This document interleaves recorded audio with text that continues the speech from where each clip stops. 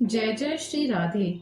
पूज्य सद्गुरुदेव भगवान व समस्त वैष्णव वृंद के चरणों में कोटि कोटि प्रणाम। आज श्री जी की कृपा से हम कामदा एकादशी की कथा का श्रवण करेंगे। भगवान श्री कृष्ण ने धर्मराज युधिष्ठिर को बताया कि प्राचीन काल में भोगीपुर नाम का एक नगर था। वहां पर अनेक ऐश्वर्यों से युक्त पुंडरीक नाम का एक राजा राज्य करता था। उस नगर में अनेक अप्सरा, गंधर्व व किन्नर वास करते थे। उसी नगर में ललिता और ललित नाम के पति पत्नी निवास करते थे।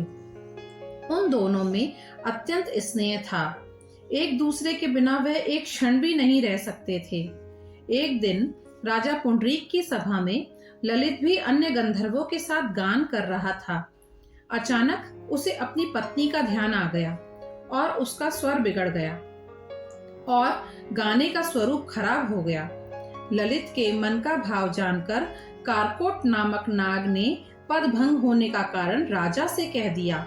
राजा क्रोधित हो गया और बोला कि तू मेरे सामने गाते हुए अपनी स्त्री का स्मरण कर रहा है, इसलिए जा तू कच्चा मांस और मनुष्यों को खाने वाला राक्षस बनकर अपने किए कर्म का फल भोग। पुंडरीक के श्राप से ललित उसी समय विशाल राक्षस हो गया। उसका मुंह भयंकर हो गया और उसके मुंह से अग्नि निकलने लगी। उसके शरीर का विस्तार 8 योजन तक हो गया। वह राक्षस होकर अनेक प्रकार के दुख भोगने लगा। जब उसकी पत्नी को यह बात पता चली तो वह बहुत दुखी हुई और अपने पति के उद्धार का उपाय सोचने लगी। वह राक्षस भी घने जंगलों में दुख भोगता रहा। उसकी पत्नी उसके पीछे पीछे जाती और विलाप करती रहती। एक बार वह वन में घूमते घूमते विंध्याचल पर्वत पर स्थित श्रृंगी ऋषि के आश्रम में पहुंच गई और वहां जाकर ऋषि से प्रार्थना करने लगी। उसने अपनी सारी बात ऋषि को बताई।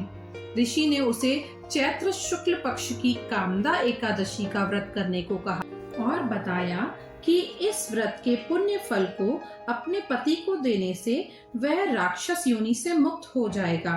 इस व्रत को करने से मनुष्य के सब कार्य सिद्ध होते हैं। ललिता ने एकादशी का व्रत किया और द्वादशी को ब्राह्मणों के सामने अपने व्रत का फल अपने पति को दिया और वह राक्षस योनि से मुक्त हो गया और अपने पुराने स्वरूप में आ गया। ललिता और ललित दोनों विमान में बैठकर स्वर्गलोक को चले गए। इस व्रत को विधि पूर्वक करने से समस्त पापों का नाश होता है। संसार में एकादशी व्रत के बराबर कोई दूसरा व्रत नहीं है। इसकी कथा सुनने व पढ़ने से वाजपेयी यज्ञ का फल प्राप्त होता है। जय जय श्री राधे।